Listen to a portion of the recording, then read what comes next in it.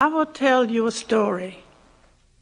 And like all stories, this one is personal, it is social, and it is probing. And I've given this story a name, and that name is Searching an Identity. Searching an Identity, or the conditioning that molded me into myself. The conditioning that molded me into myself. Searching an identity. I am a black woman. Much too short a statement for such a complicated reality. The conflicts between ought and am, giving and needing, quitting and beginning again. This face in the mirror, my face, lined at the corner of the smile, trying to deal with the black, the woman, their presence, their history, their meaning in me.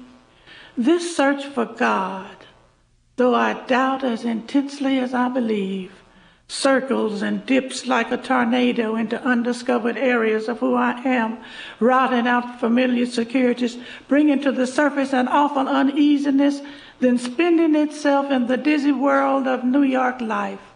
I begin again.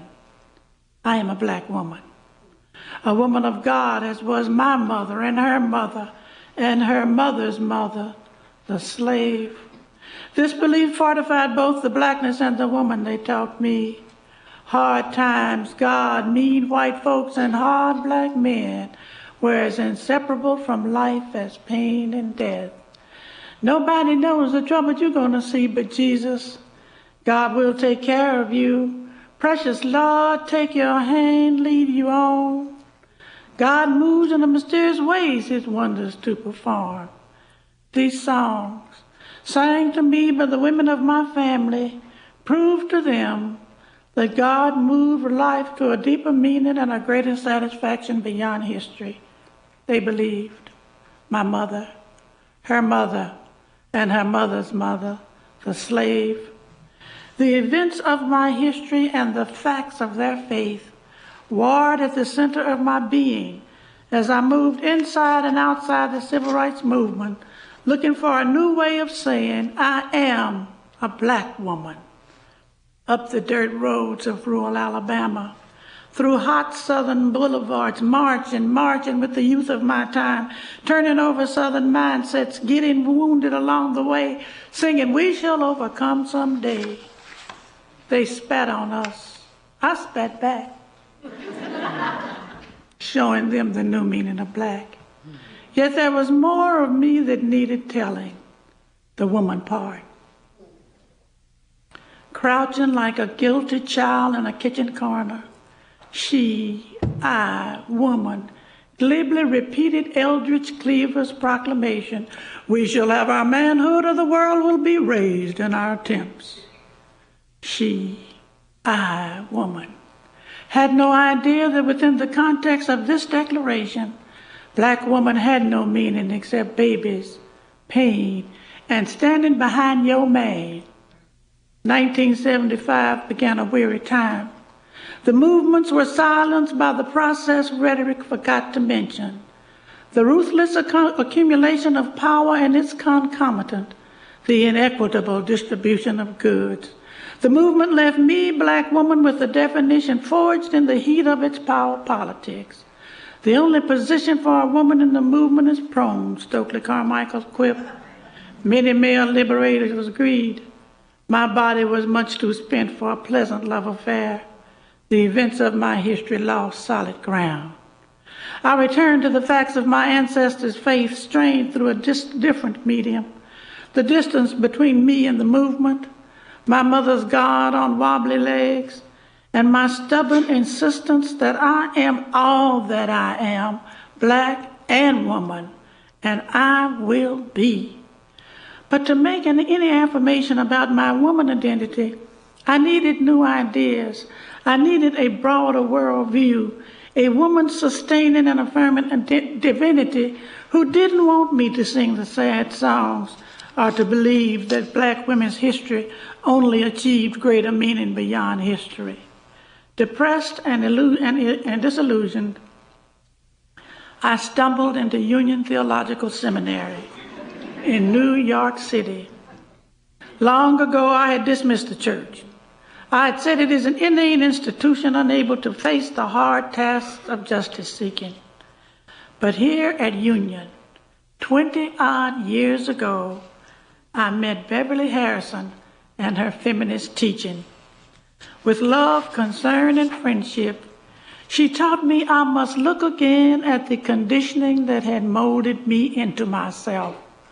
This time, I must look at myself and conditioning by giving attention to the social, economic, and political networks of patriarchal power controlled by men and oppressing women. Many of my ideologies were debunked.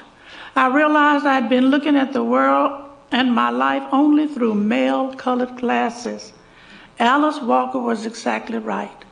To see the world, a woman has got to get men off her eyeballs.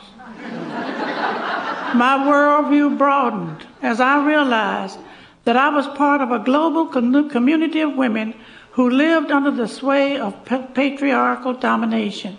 There was then the possibility of communication and support from other women who were trying to understand what had been done to their womanhood by the cultures they came from. I began strengthening my voice, my feminist voice, inspired by Audre Lorde's poem, telling women we were never meant to survive, and our silence will not protect us. Bev's feminist teaching helped me rise up from years and years of sacrifice that denied my need to claim myself as artist, as woman, as free. To look again at the conditioning that molded me into myself was no easy job. There were tensions, there were deaths. My father's death, my husband's sudden death. Overnight I became a single parent with 4 children, but there were also resurrections. I can truly say this search in my life, this journey from outside myself into myself would not have happened had I not met, been taught by, and had friendship with Beverly Harrison. As I struggled with the conditioning that molded me into my then self, I learned from her slowly to claim, to celebrate, to cultivate my woman self rising. I learned how to begin unsettling the layers of patriarchal conditioning that had so artfully and so subtly hidden me from myself. I learned it is not easy to be born again. But no woman knows herself. No woman knows herself who has not entered the birth canal of her own life, who has not faced the fault lines and the first conditioning that molded her into herself. She who breaks the mold, breaks the silences, and learns the strength of her own voice. I had indeed become a feminist. I had indeed become a feminist. Now I would proclaim again my original statement of identity. I am a black woman. But this time there were different qualifiers to be added from my experience of awakening to myself as a woman with rights to control my body, my person, my destiny, and definitions of myself and the world. I was free in a way I had never been free before. Yet there was still more of me that needed telling. What was I to do with the religion of my mother, her mother, and her mother's mother, the slave? Though it never could accommodate my struggle to understand myself as an adult black woman, it had played a determinative role in my conditioning. But as a feminist, I was now bringing new questions to this religious heritage as the result of my feminist transformations and as the result of my sojourn into Union Theological Seminary. When the religion and my feminism met, the problem emerging was God. I needed new ideas. It was as if Rosemary Ruther had anticipated my trouble with the understanding of the God from my heritage. Can a male savior save women, she asked. The conclusion was that Jesus' maleness was not the point. The point was that he opposed and challenged the principalities of power that oppress women and all people. I soaked in Ruther's Christology like a sponge for the first time meeting water. Then feminist Carter Haywood's Christology brought Jesus God out of the clouds, out of the sad songs like Precious Lord, Take My Hand, Lead Me On. Jesus, my brother came forth. A Jesus of joy, ordaining mutuality in our relationships. Haywood fed my hunger for an understanding of God that could suggest family relations, brother, and simultaneously could also suggest equality in the relationship through mutuality. After all, I was the mother of 4 children. I needed an understanding of God that fostered both inclusivity and equality. I was determined to raise these children out of my new sense of freedom that feminism had afforded. Yet the conditioning that molded me into my earlier self rose up again and pressed me against my psyche for some kind of consideration. Though Ruther and Carter had brought new peace and some content to my struggle with the God symbol, there were still parts of me and of my faith in being as a black woman that needed more voice.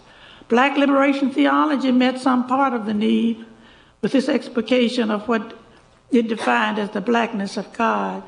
But this theology, as I first met it at Union Theological Seminary, seemed to me to be hopelessly sexist and exclusively male. So I was still searching for a divinity my black woman self could bear knowing and could accept. Then one day, a black sister scholar friend with definite feminist leanings said to me, feminist issues are noble, but many of these issues do not fit the facts of black women's lives. My sister friend's observation conjured up a memory from my childhood. My Southern grandmother, the daughter of slaves, once said, as she recounted lynchings of black people and burning crosses, she said, white folks and us both Christian, but we ain't got the same religion. White folks and us both Christians, but we ain't got the same religion. She never explained what this meant, but then now, deep down, I felt her statement did in some way resonate with what my sister friend scholar had said about some feminist issues. My questions about the expansiveness of what feminists had developed as women's issues was further heightened by questions raised by black church women who asked me to come to their church and talk to them about feminism and the Christian religion. When I finished my presentation, one of the older black church women came up to me and said this, honey, addressing me, I want to say something about this feminism if you can bear with me. I nodded my head, saying I could.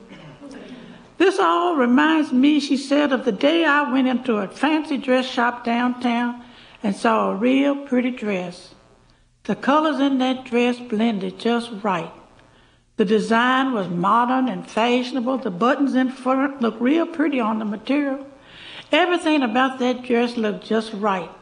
There was only one problem when it came right down to me. That dress was size 5, and I wear size 20. The sales lady told me that shop didn't carry no dresses over size 13. Now, I can sew real good, but I knew there was no way for me to alter that dress and still have the same thing. There just wasn't enough material in it to fit me. Now, that's my point, honey. This feminism looks real pretty, but there ain't enough in it to fit me. And what I'm wondering is, if you black feminists try to make feminism fit me, will you still have the same thing? Though I also used bell hooks, Angela Davis, and Paula Giddings' work to prepare my presentation, I could not provide these women with a satisfactory response, primarily because they had taken very seriously the racism in the first wave of feminism described by Hooks, Davis, and Giddings. But their dissatisfaction was larger than race. From what they read in the materials distributed from a variety of white feminist works, they did not see enough of a correlation between their woman experience and the woman experience defined in some of the materials by Anglo-feminists. But later that year, what seemed to me like an epiphany a divine manifestation happened. Alice Walker's womanist prose appeared. In that book, Walker described black feminism with a word she coined. The word womanist shook the foundations of my feminism, and a new feminism was born. For me and many other black women in theological education and other disciplines, feminism became pluralized. And in this pluralization, Walker's definitions were expanding the store of feminist thought and wisdom about what constituted women's experience.